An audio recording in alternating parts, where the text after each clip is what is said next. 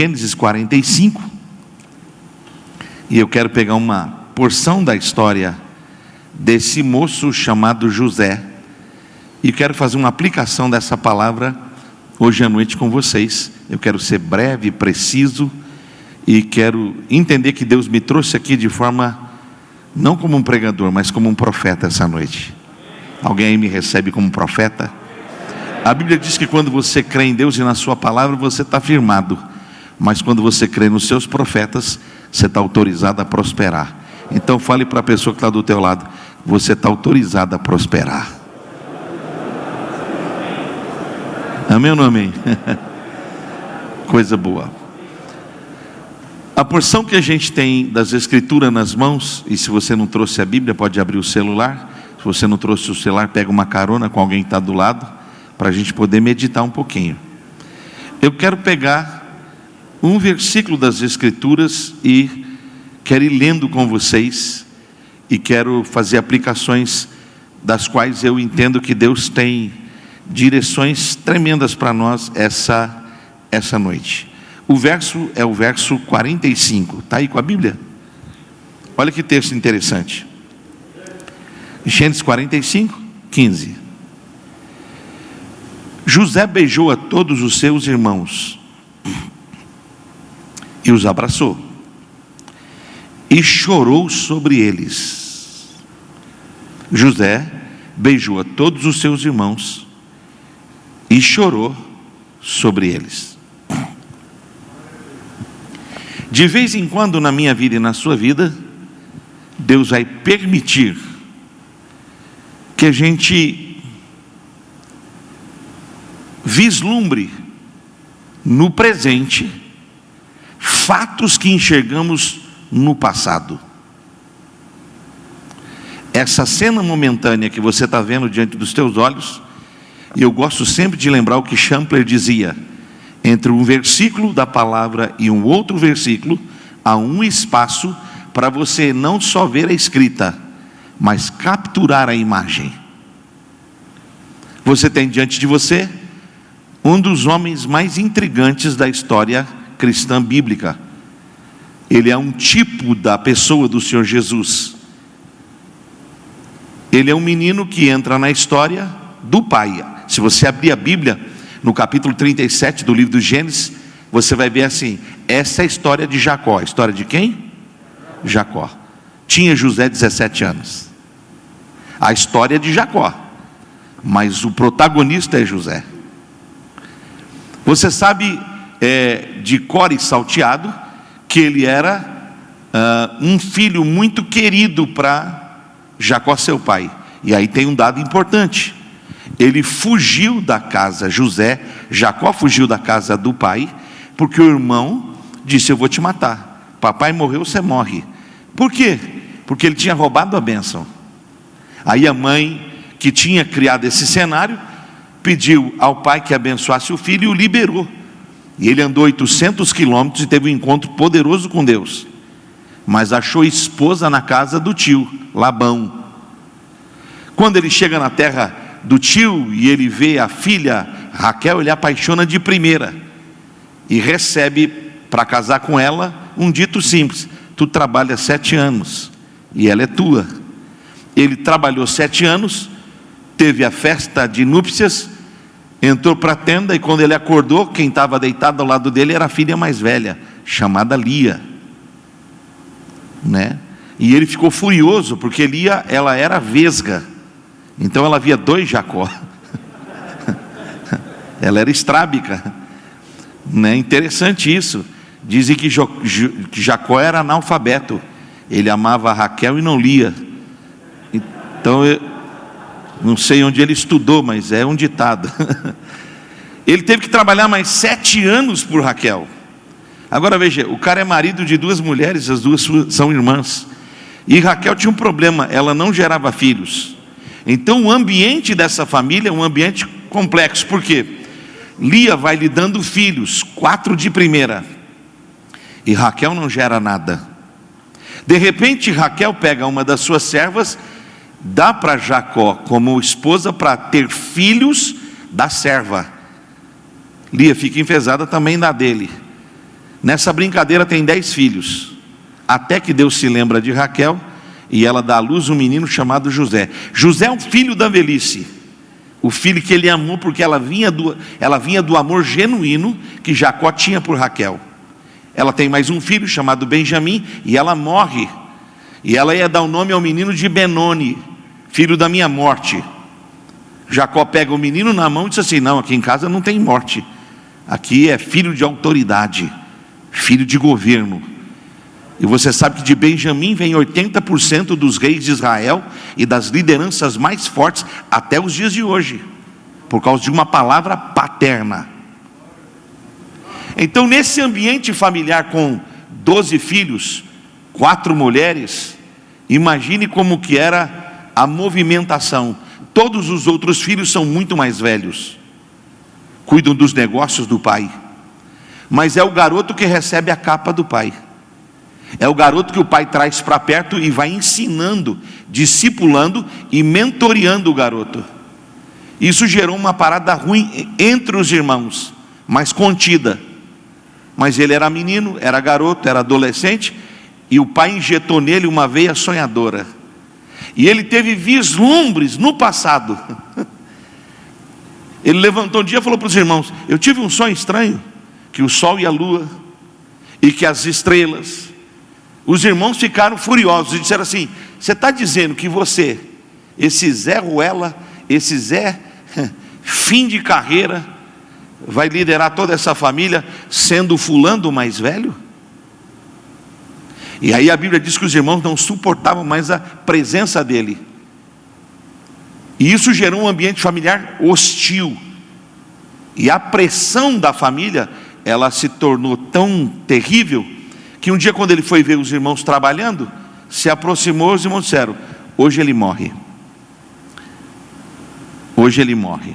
Agora, tenha em mente isso: ele não morreu porque um dos irmãos falou: vamos jogar ele na cova e vamos ver o que a gente faz com ele. E logo que passou aquela companhia midianita, ele foi vendido. Agora você tem que ter ideia disso: 20 anos depois, ele está diante dos irmãos. 20 anos se passaram, o cara foi rejeitado, traído, vendido, dado como morto, ausente de casa e da presença do pai, estrangeiro numa terra, escravo, traído pela mulher do servo, do patrão que ele serve de forma sagaz e terrível, jogado numa cadeia, esquecido por todo mundo e por todos. Interpretou sonhos de pessoas, mas eles nem se lembraram dele na hora que sentaram na mesa de Faraó.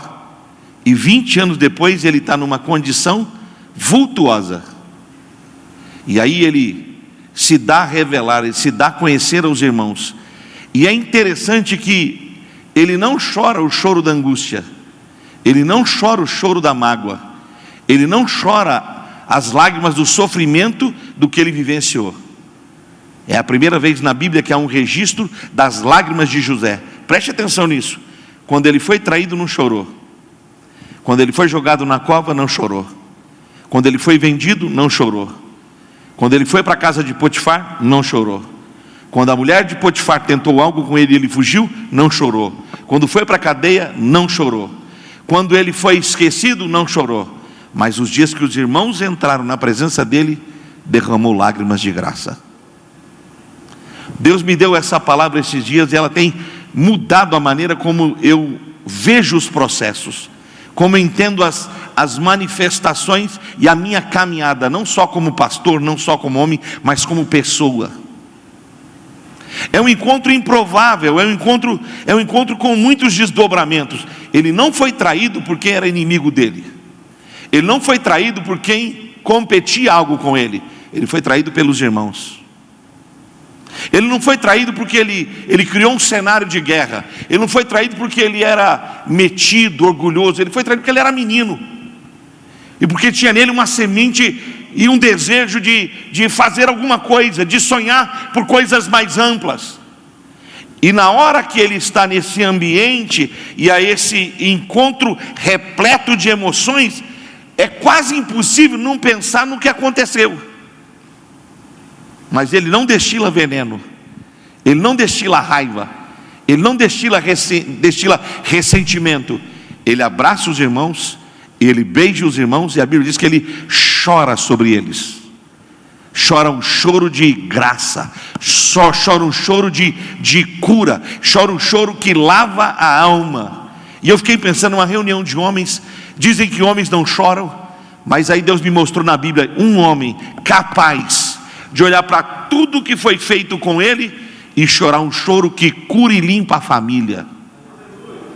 Chorar um choro que põe tudo no devido lugar. Dá uma olhada para você ver, pega a Bíblia, você vai notar isso de forma interessante, porque isso é muito impressionante. Olha o que diz o verso 5. Ele encontra os irmãos a primeira vez. Os irmãos vêm comprar alimento, porque há 7 anos de fome na terra, 2 já se passaram, e não há comida em lugar nenhum. Quando ele recebe os irmãos, ele diz assim para eles, e ele está vestido como um egípcio. Ele agora tem a linguagem egípcia nos lábios, porque ele ficou anos sendo treinado. Ele diz para aqueles homens: vocês me parecem pessoas que vêm para cá para buscar informação e são do mal.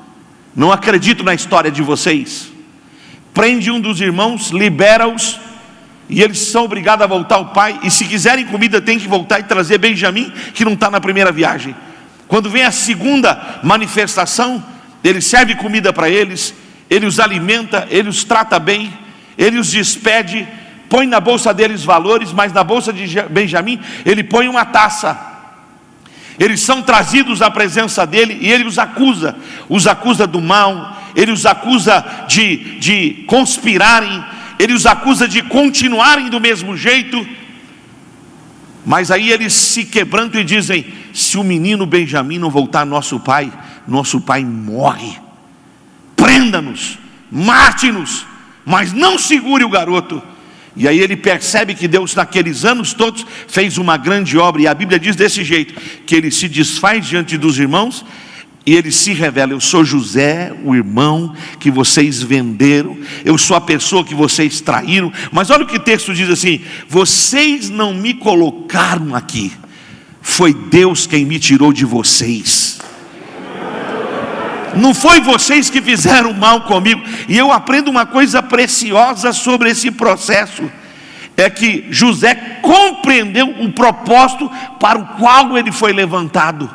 É isso que dá sentido à vida, é isso que traz sucesso na vida, isso que traz felicidade no que concerne às nossas realizações. Entender para que estamos lá, entender qual é o propósito para o qual nós somos levantados, chamados, edificados. Muita gente está só sobrevivendo, só lutando para pagar as contas e viver. Você precisa entender que Deus tem um destino profético para a tua vida, um destino que Ele traçou desde a eternidade. Você era ainda informe no ventre da sua mãe, Ele te escolheu, Ele te deu um nome, Ele não permitiu que nada atrapalhasse a tua chegada, e Ele começou uma boa obra na tua vida. Vai completá-la, vai completá-la. Olha que impressionante, a compreensão desse propósito é tão ampla que ele diz assim, verso 7, grifa isso na tua Bíblia, porque isso mostra o coração curado. Olha aí: Deus me enviou adiante de vocês para conservar vossa sucessão na terra e para preservar a vida por um grande livramento. Sabe o que ele está dizendo? Não deu nada errado, pareceu ser terrível, pareceu ser triste, pareceu ser delicado, na hora eu não entendi, na hora eu não compreendi, me feriu, me machucou, mas lá em Gênesis 50:20 ele diz assim para os irmãos: vocês intentaram o mal, mas Deus transformou em coisa boa, Deus transformou em propósito. Deus estava embrenhado nos acontecimentos, nenhuma folha saiu do lugar sem a permissão dele, nenhum detalhe escapou. Ele permitiu todo esse sofrimento porque ele vai preservar o projeto dele na minha vida, o propósito dele na minha existência, o chamado dele na minha casa. É por isso que ele abraça os irmãos, e quando ele chora não tem angústia, quando ele chora não tem vergonha, quando ele chora lava a alma dos seus irmãos. E eu creio nesses dias que Deus vai devolver lágrimas aos nossos olhos, não lágrimas de crocodilo, não lágrimas de alguma coisa que embaçou nossa visão, não lágrimas de angústia, mas lágrimas que vão curar nossa família, nosso casamento, nosso ministério, nosso chamado, nossa existência, e Deus vai ser glorificado. Olha que impressionante. Ele consegue perceber que tudo que ocorreu na vida dele não foi ao acaso, foi uma universidade, foram matérias, foi o próprio autor da vida esculpindo a vida dele. E eu fico impressionado com essa verdade. Nesse momento que ele está encontrando os irmãos, ele não é mais o menino da túnica colorida. Ele é o cara agora da autoridade. E faz-me lembrar e pensar numa possibilidade. Quem é você quando as coisas te favorecem? Quem é você quando você está acima ou por cima da carne seca? Quem é você quando as chaves da autoridade estão na sua mão? Porque ele poderia olhar para todos eles e dizer: vocês vão pagar tudo que me fizeram. Vocês vão ver agora como é que se sofre quando você é jogado fora e só tem 17 anos. Quem é você quando as coisas te empurram para frente? Quem é você quando a agenda está lotada? Quem é você quando o carro que está lá fora é um carro que te beneficia nos projetos, nos propósitos? Quem é você quando você mora num condomínio, quando a sua conta está abastecida? Quem é você quando tudo deu certo e pessoas que te prejudicaram e foram contra você e se opuseram às coisas que você falou? Quem é você? Dá uma olhada nele. Ele tem a faca e o queijo na mão. Ele tem toda a possibilidade de dizer agora: pode prender e ninguém aqui escapa. Vão pagar essa conta cara. Mas ele tem um coração lavado pela graça. Então ele chora lágrimas que libertam. Ele derrama, literalmente ele derrama o cálice da graça na vida daqueles que não mereciam e não fizeram por merecer. Ele tinha a faca e o queijo na mão, mas ele tem uma alma que ela está entrameada na graça. Ele diz assim: eu fui trazido para cá por um propósito maior, e Deus fez na minha vida uma coisa que eu jamais esperei que Ele pudesse fazer, e não fez por mim, fez para preservar um projeto ainda maior, que é o projeto do reino, é o projeto da minha família, é o projeto de Israel, é o projeto do chamado divino para Abraão, Isaac e Jacó, meu pai, e inclui a minha família. Um coração totalmente lavado, lava. Um cara que foi levantado, levanta. Um cara que foi assistido pela graça, assiste pela graça. E ele compreende uma outra verdade tremenda e profunda. Ele ama como se nunca tivesse sido ferido. Repete: ele ama como se nunca tivesse sido ferido. Isso aqui é um caráter. Por isso José simboliza o caráter de Jesus. Traído pelos irmãos, vendido pelos irmãos, tornado escravo, dado como morto, mas olha ele aí dizendo: a graça é maior, o amor é maior, o perdão é maior, a bondade é maior. Talvez a sua mente nesse tempo esteja dizendo gritantemente: olha, não confie em ninguém, todo mundo é traidor, ninguém merece, todo mundo uma hora vai dar uma pernada. Vem você e diz assim: quem ama é maior, quem perdoa é maior, quem acredita é maior, quem estende o braço é maior não em tamanho, é maior em natureza, porque reflete a natureza do próprio Deus. Essa palavra abençoou demais meu coração, sabe por quê? Ele segurou por 20 anos as lágrimas, mas na hora certa derramou. Lágrimas que curaram uma família. E dessa família nasceu a nação de Israel. E da nação de Israel nasceu o Salvador. E do Salvador a mensagem chegou a mim e a você. Porque alguém não segurou mais o que deveria ser liberado. Olha que coisa interessante. O que aconteceu naquela fotografia 20 anos depois, lê para você ver na Bíblia, pega aí para você ver. Ouviu-se na casa de Faraó: são vindos irmãos de José, E isso foi agradável a Faraó e seus servos. Sabe o que Deus está dizendo? O que aconteceu naquele dia das lágrimas impactou e virou notícia. Eu não sei se você pode profetizar, mas o que vai acontecer nesses dias na tua vida vai virar notícia.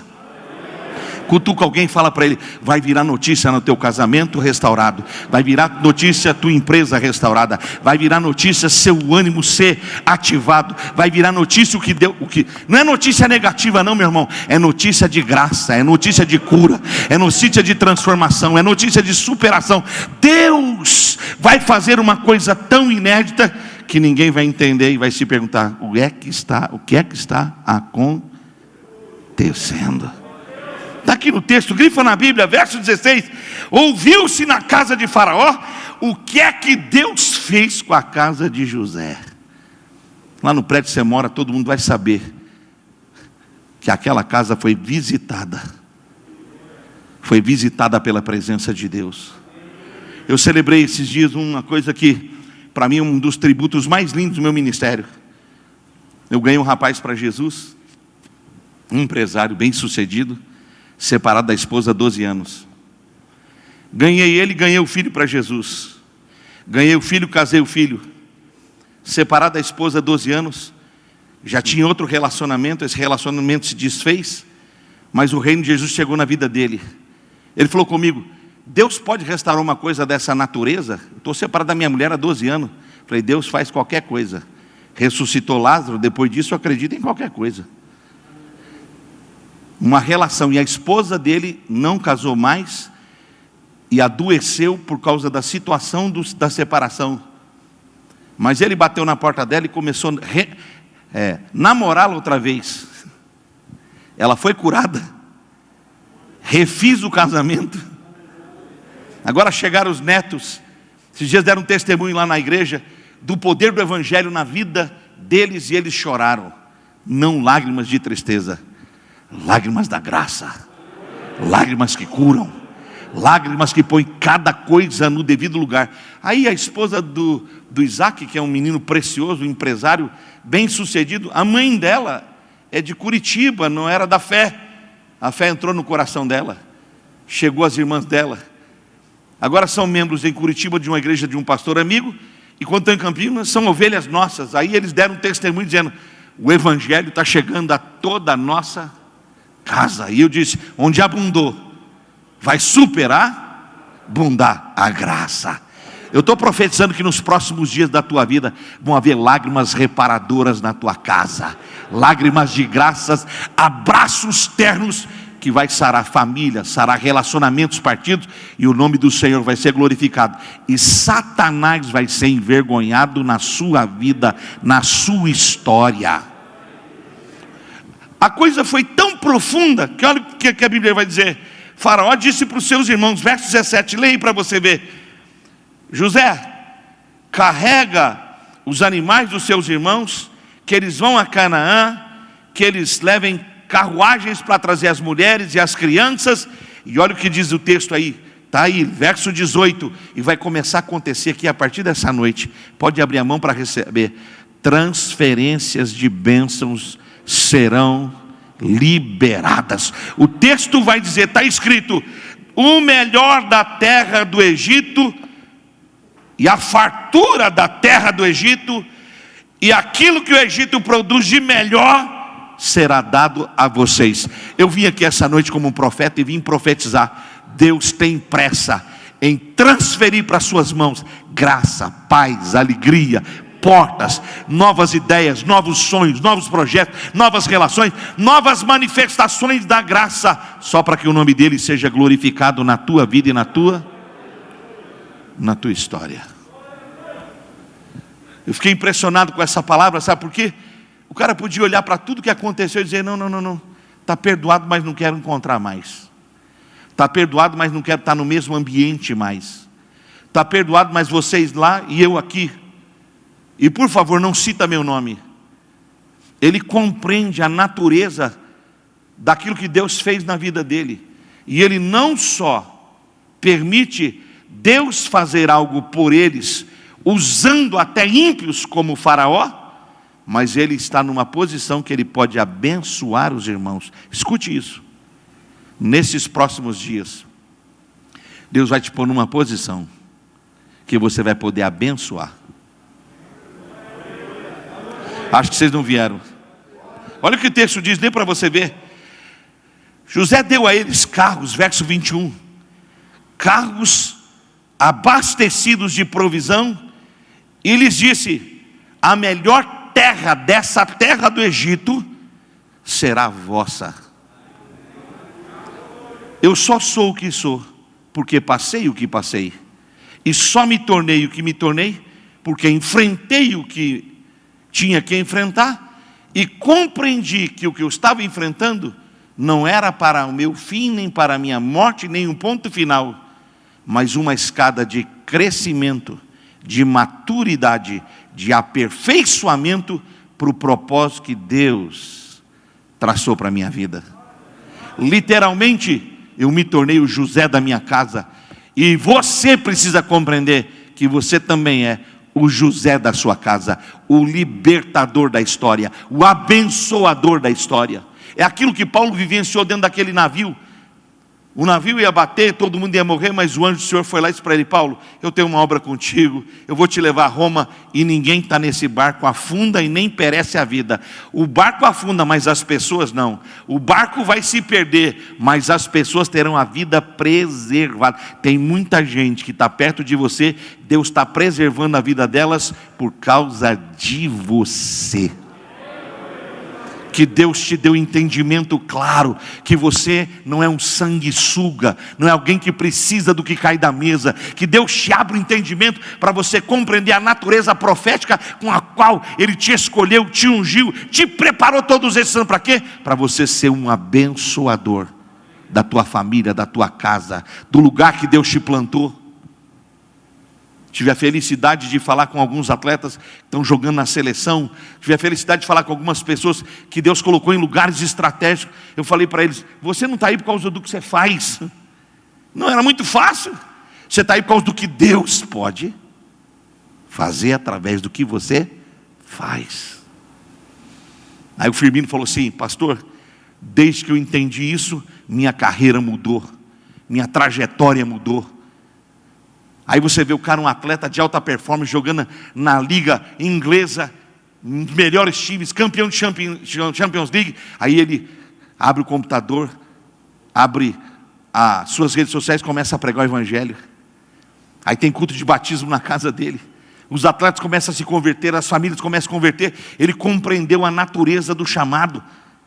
Ele compreendeu a natureza para a qual ele foi levantado. Não é só para dar uma condição para a família dele, que veio de um lugar humilde. Não é só para ter um estilo de vida próspero, bendito, mas ser um abençoador por excelência, que manifesta a graça de Deus onde ele vai. Hoje atendi um menino que era lá de Campinas, está para cá trabalhando com as suas empresas. Deus tem prosperado ele de uma forma tremenda. A conversa é milhões e vai beirar bilhões. Aí eu disse para ele: você já entendeu para que Deus te plantou aqui? Ele falou: sim, pastor, não estou aqui por causa do que eu faço, estou aqui por causa do que Deus faz. Não se trata do que você tem, se trata de quem você é. Se trata de quem Deus gerou em você. Aquele menino de 17 anos vendido, tinha dentro dele um governador com excelência. Deus ia puxar para fora o que estava dentro. Deus ia revelar o que estava dentro. O que está dentro de você é muito mais importante do que as pessoas estão olhando. E veja, não são coisas que te fazem, você faz as coisas. Não é o carro que te faz, não é a roupa que te faz, é quem você é que dá sentido às coisas. E às vezes você está correndo atrás de ter um poço, uma veia de ouro, que aí com essa coisa você se torna alguém. Você é alguém desde o dia que você nasceu, você só não entendeu isso. Você não compreendeu a natureza do seu chamado. Nessa pandemia, a nossa cidade fechou 200 dias, todas as igrejas. Fechou, não podia ter culto. Fui a única igreja aberta. E sabe como ela ficou aberta? Porque a gente já dava 300 cestas básicas por mês. Então ela ficou aberta para poder ajudar as pessoas. Comecei a pensar: como é que Deus vai me ajudar a cuidar da minha cidade? E eu não quero ser mais uma igreja na cidade, e não quero competir com nenhuma outra igreja. Eu quero fazer acontecer o propósito para o qual Deus me plantou aqui. Aí eu fiz uma pregação sobre o pão que Deus põe na nossa mão, e eu comecei a dizer para a nossa galera: nós vamos alimentar essa cidade. Palavra da multiplicação dos pães. Quando Jesus disse assim: alimente essa multidão. Eu falei: nós vamos alimentar essa cidade com a palavra e com comida. Não vai faltar comida na mesa das pessoas. Nós vamos chegar nesse nível. Aí eu gravei uns vídeos de 1 minuto para as ovelhas que eu pastoreio. E comecei a gravar vídeos diários de 1 minuto. Hoje 160 mil pessoas recebem um vídeo no WhatsApp de 1 minuto. E as pessoas compartilham. Aí eu comecei a dar cesta, mas não tinha um montante para atender, era maior do que a gente podia. Começamos a falar e as pessoas começaram a trazer comida. Passamos a dar 1.000 cestas por mês. Cada mês 1.000 cestas. Não cesta comum não, cesta para 4 adultos, 40 dias, todo o produto de higiene pessoal, todo o produto de higiene da casa e toda a comida com sobremesa e mistura. Aí eu compreendi a natureza do chamado. Um cara espírita me ligou e falou assim: quem está falando aí? Eu falei: é Josimar Fonseca. É você que está alimentando a cidade? Olha aqui, ó. Eu achei que era piada e brincadeira. Eu falei: estou alimentando com a palavra e com comida. Ele falou assim: quero te ajudar. Eu falei: você é candidato a algo? Não, não sou candidato a nada. Mas eu fui na prefeitura, não tinha comida, e disseram assim: tem um doido aí que a igreja dele está aberta e ele está alimentando a cidade. Eu quero te ajudar. Colocou 80 outdoor na cidade com a foto minha e um pão na mão. Chegou comida de tudo quanto é lugar que você pensou. Chegou roupa. E a gente assistiu a cidade, assistiu as famílias. Não fechou a igreja um dia. Não faltou nada. Bateu na casa de cada pobre. Aí eu imprimi 10.000 livros, livro de presente. Aí não podia tomar ceia, levei ceia na casa das pessoas. Servia 4.000 ceias por mês, passei a servir mais de 10.000 ceias por mês. Sabe por quê? Porque existe um propósito estabelecido. E a crise revela teu chamado. A crise revela tua identidade. A crise revela teu coração. Você está olhando essa crise e você só quer uma coisa: voltar até a sua vida. Pare de pensar na mediocridade da vida que você tinha e comece a pensar na grandeza da vida que Deus tem para realizar através da tua vida.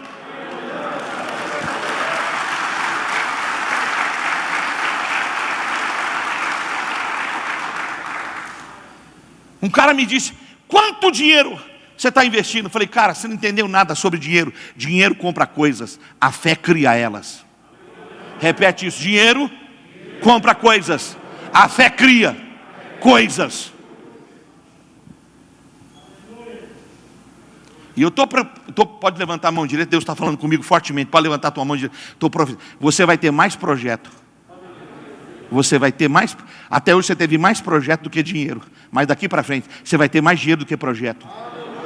Deus vai inverter a polaridade. Você vai ter tanto recurso, tanta condição, que você vai falar: cadê os projetos? Aí não vai dar para os teus projetos. Você vai ter que pôr em outros projetos, só para Deus ser glorificado na tua vida. Olha aqui, José: Deus me mandou na frente para guardar o projeto da nossa casa, para guardar o projeto do nosso Deus, para a vida de ninguém ser perdida no meio do caminho.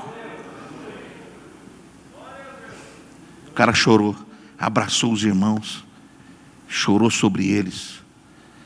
Não ficou rusga, não ficou mágoa, não ficou: você que estava com a faca, você que falou mal de mim. Não, vem cá. O que ele derramou sobre os irmãos é o que eu preciso e você precisa derramar sobre os processos que envolvem nossa vida. Um grande psicólogo disse esses dias: quem retém morre. Um grande pastor disse: o único mar que morreu foi o Mar Morto, porque ele não deságua em ninguém. Você precisa começar a desaguar em alguém.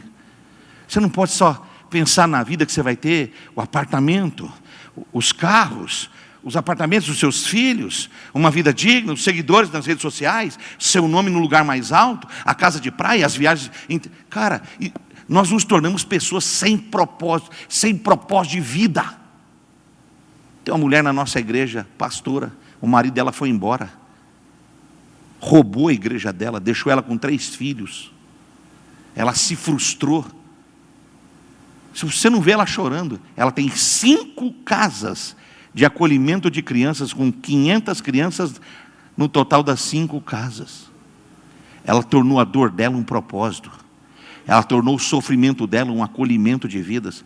As crianças daquela casa nunca tinham tomado um picolé na vida. Eu levei as 500 crianças para a igreja e dei um picolé para a molecada e falei: hoje é dia de lambuzar com essa potroca. Passa no cabelo, passa onde você quiser, enfia na boca, enfia na orelha. Chupar o picolé até quase comer o palito. Não precisa ir na África para ver gente sofrendo. Não precisa ter dinheiro para fazer, é só boa vontade.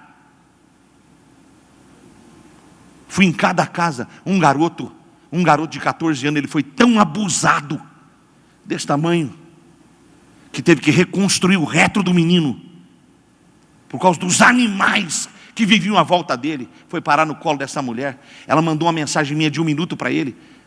Ele começou agora a cozinhar, aprender a cozinhar. Ele tem uma arte. Ele fez um papel, pegou uma folha de sulfite, desenhou um anjo, pôs minha cara e fez um pão. Me recebeu, me abraçou e falou assim: eu ouvi uma palavra sua, de 1 minuto mudou minha vida. Posso abraçar você? Eu falei: você não sabe o que você está fazendo comigo, garoto. Não sou eu que fiz com você, é você que está fazendo comigo. Me devolvendo a expectativa de acolhimento, de misericórdia, de estender as mãos, de dar fruto além dos limites, de ter a mentalidade tacanha e pequenina. A gente está esperando resposta de Brasília, estamos esperando resposta de política. As respostas já estão conosco, elas vêm da palavra, da presença de Deus e do seu chamado na nossa vida.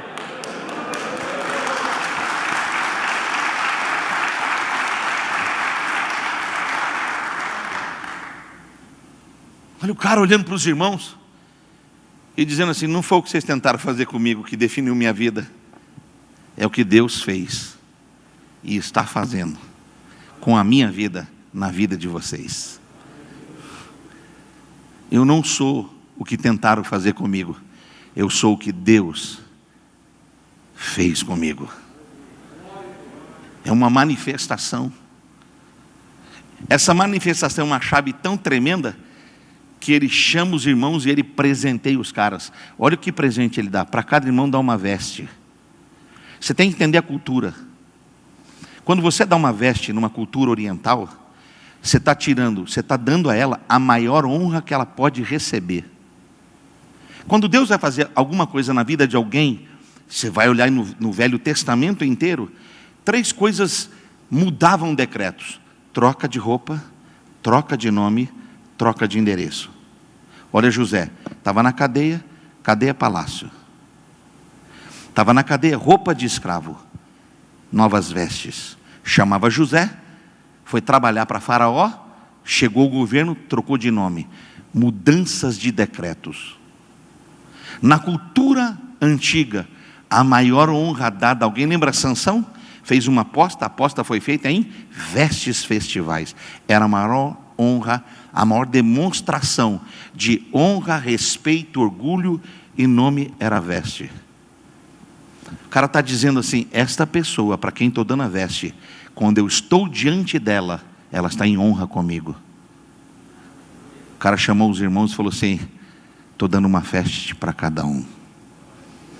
Sabe o que ele está dizendo? As coisas velhas passaram, tudo se fez novo. Você pode estar olhando na sua vida pelos acontecimentos. Escute isso. Alguma coisa na tua vida pode ter dado errado. Não é a tua vida que está dando errado, é alguma coisa. Fracasso é um evento localizado. Alguma coisa não deu certo, mas a minha vida não. A minha vida é um projeto de Deus. Fala para você ouvir: a minha vida é um projeto de Deus. Alguma coisa deu errado, então foi um evento localizado que deu errado. Não pegue o evento localizado e faça a sua vida um evento localizado. Lembre-se, a sua vida é um projeto de Deus. Deus sonhou tua vida. Deus deu a você dons e habilidades. Deus deu a você um chamado e disse: estou te plantando aí porque quero manifestar para todo mundo que eu não escolhi errado, que eu não tenho um projeto semi-acabado. Eu começo obra, completo obra.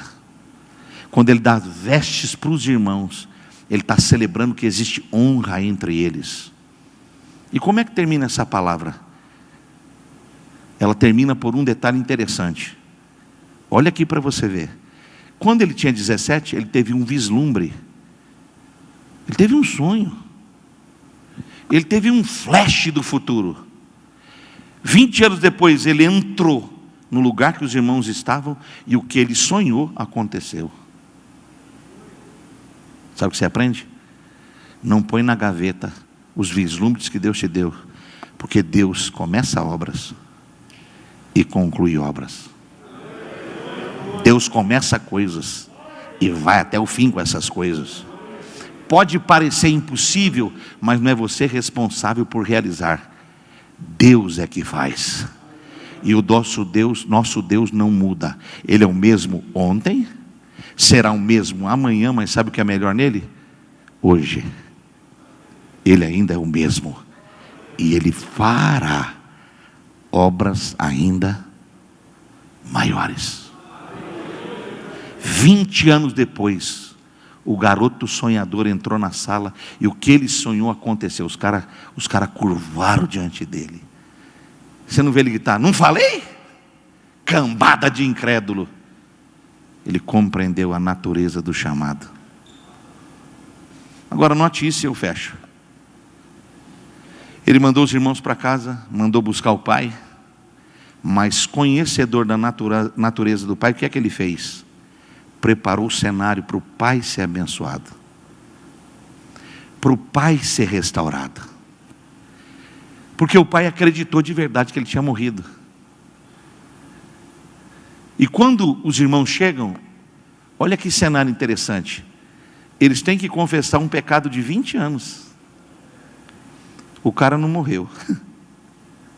O cara não foi comido por bicho. O cara foi vendido por nós. Jacó achou que isso era um fato ruim, estranho. Ele falou: não acredito em vocês. Isso é conversa de lorota. Está no texto, lê para você ver. Verso 26. Os irmãos, eles entram na presença do pai e dizem assim: teu filho que a gente disse que morreu está vivo. E ele é governador do Egito. O cara nem respirou e falou assim: aqui parou a conversa. Aí os irmãos: não, pai, nós vamos te confessar uma coisa. Nós tivemos inveja dele. Nós somos traiçoeiros com você. Nós mentimos. Nós vendemos o garoto. Mas ele é o que Deus disse que ele seria. A Bíblia diz que o coração do cara está parado. Aí ele diz assim: vem aqui fora, pai. Quando abriu a tenda, do lado de fora tinha um cortejo sublime que José tinha enviado para o pai. Ok? Os carros estavam lá, as carruagens estavam lá. O texto vai dizer dessa forma: então o coração de Jacó foi restaurado. É aqui que eu queria chegar. Deus te trouxe aqui essa noite porque o cenário da tua vida hoje é um cenário contraditório. Perdas, lágrimas de dor, filhos que quebraram, negócios que se te fizeram, trocas de igreja, ministério. Você está completamente desacreditado. Deus me trouxe aqui porque essa é uma noite de restauração. O Deus que permitiu 20 anos atrás um menino ter um lampejo, 20 anos depois confirmou. Agora pega um velho e diz para ele, desta forma simples e clara: o controle é meu, não é seu. A história é sua, mas o escritor dela sou eu. Porque quando começa Gênesis 37, diz assim: essa é a história de Jacó. A história de todo mundo tem começo, tem meio, tem fim. Quando você chega no capítulo 46, verso 4, Deus diz assim para ele: Jacó, vai ver teu filho, vai encontrar teu José, porque você termina seus dias e José fecha seus olhos. Deus de começo, Deus de meio, Deus de fim. Deus não concluiu com você o que Ele disse que faria. Por isso me trouxe aqui para dizer: é tempo de te restaurar, para concluir o que Ele começou. Não vai cair por terra uma só palavra que Deus liberou na tua vida. E Ele tem pressa nesses dias para restaurar você, restaurar seus sonhos. É como diz o Salmo 126, começa dizendo: ficamos como quem sonha, nossa boca se encheu de alegria. E em toda a terra se dizia: grandes coisas fez o Senhor por eles, por isso estamos alegres. Aí você vai lá para o verso 4, o salmista volta a esta verdade: Senhor, restaura a nossa sorte. O que é que ele está dizendo? Houve uma movimentação, mas se perdeu. Mas nesses dias, Deus está retomando o que se perdeu e vai concluir o que Ele começou. Aí o texto diz: o choro dura uma noite, mas a alegria vai se manifestar. Quem sai semeando e plantando suas sementes com lágrima, tem resultado na volta. Qual é? Obra concluída, projeto terminado, promessa manifesta e a glória de Deus revelada. Você precisa ir para casa hoje, ser para o seio da sua família esses dias e entender: esse sofrimento não é porque a maldade está lá, porque isso é tudo para dividir o que Deus quer unir. Isso é tudo para acabar aquilo que Deus está construindo. Isso é tudo para fechar uma coisa que Deus abriu, porque a porta que Deus abre ninguém fecha. Essa palavra entrou no meu coração, peguei minha Bíblia, chamei a igreja que eu pastorei, preguei lá domingo essa palavra para todo mundo nas 3 reuniões e disse: galera, o nosso Deus é Deus de Abraão, Isaque e Jacó. Não dá para a gente permitir Satanás levar parte daquilo que Deus nos deu.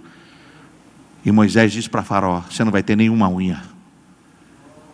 Tudo que Deus tem nos dado porque Deus tem um propósito. E nós não nos apresentaremos de Deus com mãos vazias. Nós nos apresentaremos de Deus com feixes, com colheita profunda.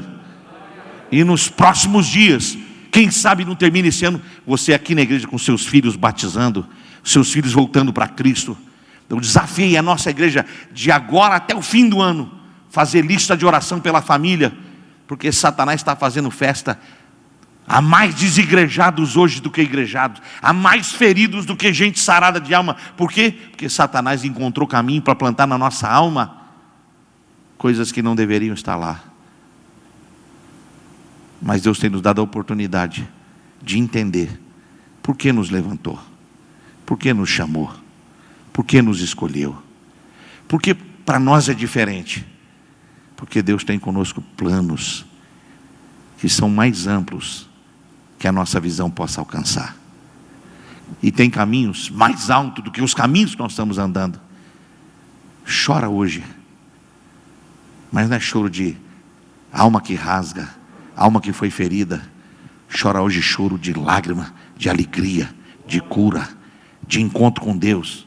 E vai para casa e permite o que Deus fez com você se manifestar em todos os seus. Meu pai tem 84 anos, ora 4 horas todo dia.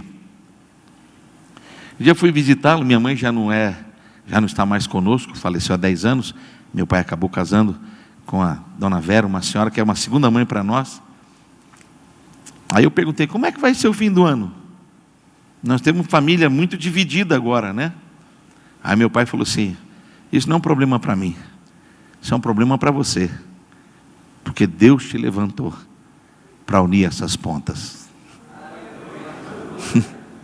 Eu falei, amém, Pai. Entendi a mensagem. Então, eu não tenho que ficar, mas aquele não pensa assim, mas aquele não age assim, fulano entristeceu. Eu tenho que chorar, abraçar, beijar e crer que aquilo que Deus deixou na sua palavra vai produzir o que Deus disse que produziria. Seja essa uma noite de restauração para você. Quando você vê José terminar seus dias, sabe o que ele fala para os filhos? Não edifique altares às coisas negativas que aconteceram. Levante memoriais da graça de Deus. Aí ele pega os 12 filhos e começa a abençoar cada um deles. Aí quando ele chega em José, diz assim: José é flecheiro, é guerreiro. As flechas dos teus adversários são terríveis, mas ele com seu escudo as defende. Ele é uma árvore plantada em terra estranha, mas que tem poço perto. E eles constroem muros para limitá-los, mas seus frutos superam além dos muros. Você vai dar fruto além dos limites que estabeleceram para você. Você vai além do que as pessoas disseram que você poderia, porque o projeto está dentro de você. É um projeto divino. E ele vem te dando flashes em toda a tua história. E nesses dias está mandando eu te dizer que ele vai cumprir tudo aquilo que ele prometeu. Fique em pé se você pode.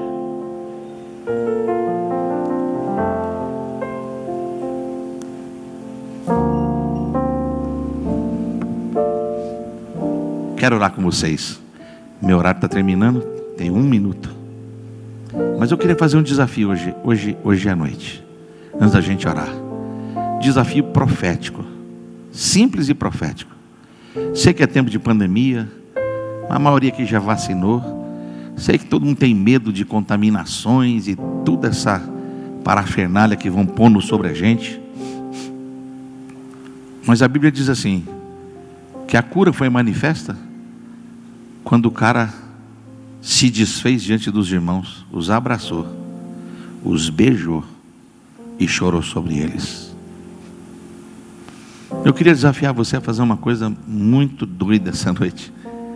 Escolher alguém, profeticamente, como se você estivesse abraçando tua família, tua casa, tua mulher, teus filhos, teus netos, pessoas que até não estão mais na tua vida, mas já fizeram parte da tua vida. Eu vou contar até 3. Mas eu queria que você abraçasse alguém assim de forma graciosa. Dá 1 minuto para eu instruir, né? Senão você já sai fazendo e nem pensa no que está fazendo. Presta atenção, olha a instrução. Olha a instrução primeiro. A instrução comunica a vida. Olha para mim. Não faz antes de eu pedir não, porque senão você só vai fazer assim. Não é isso não. É abraçar. Abraçar e dizer: estou te abençoando. Estou abençoando a tua existência. Estou abençoando a tua casa. Estou abençoando a tua família. Estou abençoando quem você é. Não importa, sai do teu banco. Você vai ter que sair do teu banco. Diz que o homem não sabe abraçar, diz que o homem é todo duro. Hoje você vai ter que sair do todo duro e falar: mano, deixa eu te dar um abraço de pai. Deixa eu te dar um abraço de filho. Deixa eu te dar um abraço de pastor. Dá um abraço assim daqueles que a alma cola. Tem gente precisando ser abraçada e curada. Tem gente aqui que foi humilhada, machucada, ferida. Mas esse abraço e essas lágrimas vão curar muita gente que está aqui. Tem gente que veio para cá, mas não quer voltar para lá. Mas Deus está aqui essa noite. O Espírito de Deus está nessa casa. História era de Jacó, mas Deus fez com José. História é tua, mas Deus vai fazer com seus filhos. História do teu pai, mas Deus vai fazer com você. História desse ministério, Deus vai mudar Goiânia. Deus vai mudar o Goiás. Deus vai mudar o Brasil. Deus vai levantar homens assim, de quilate, homens de valor, homens de coração, homens na essência mesmo, homens que curam, homens que liberam, homens que abençoam, homens que geram honra, homens que geram vida, homens motivados, extremamente motivados. Abrace 2 ou 3, ore com ele agora. Fica sozinho não, junta em alguém e ora com ele agora. Abençoa ele, abençoa a casa dele, abençoa o que ele faz. Abre a boca e fala sobre ele. Tua motivação vai mudar, tua forma de ser, Deus vai trabalhar, tua forma de reagir, Deus vai mexer. Essencial que você está aqui essa noite. Não tem problema chorar.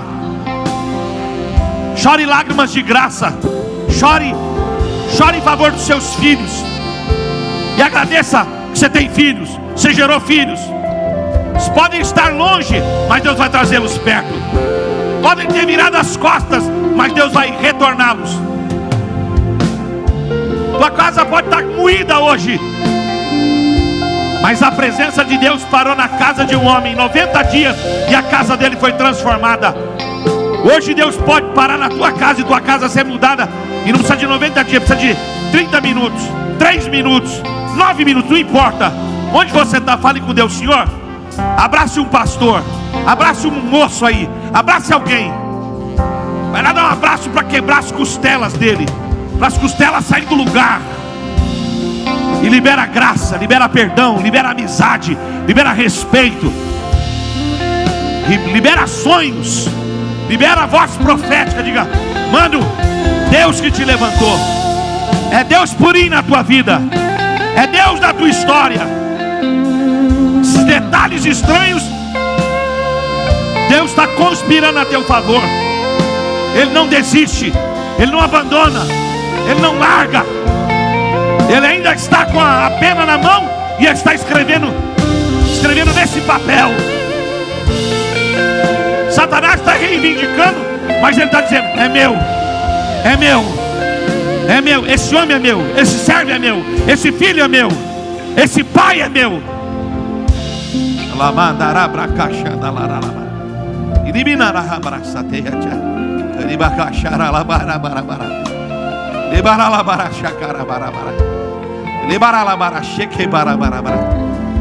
Não sei se você pode levantar a tua mão. Levanta a tua mão para receber.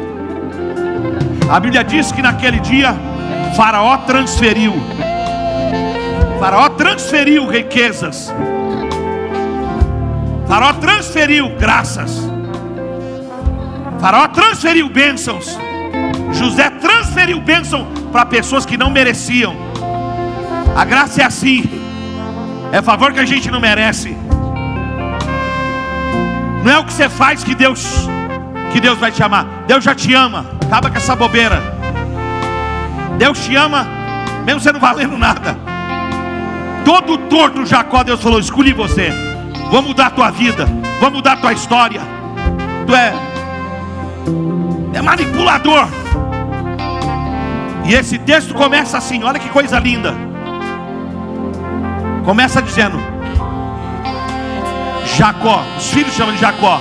Quando você entra no 46, aí Deus chama assim, Israel. Por que Deus chama ele de Israel? Porque Deus assim: do que aconteceu eu não lembro mais, o que eu estou fazendo é algo novo. Quero que você levante a mão. Deus está fazendo algo novo na tua vida. Deus está fazendo algo novo com você. Deus está fazendo algo novo com a tua vida. Isso é particular, é precioso e é para você. Eu não estou jogando com as palavras, estou vindo aqui autorizado pelo Espírito Santo dizer: Deus está trazendo renovos da parte dele para você, na tua saúde, na tua mentalidade, no teu espiritual, nos teus relacionamentos, nos teus projetos. Há um sopro novo de Deus varrendo assim, ó, a chuva seródia e a temporã. Como choveu aqui quarta-feira em Goiânia de alagar, vai chover na tua vida. Água preciosa, água que limpa, água da graça, água de Deus, água que enche, água que sacia.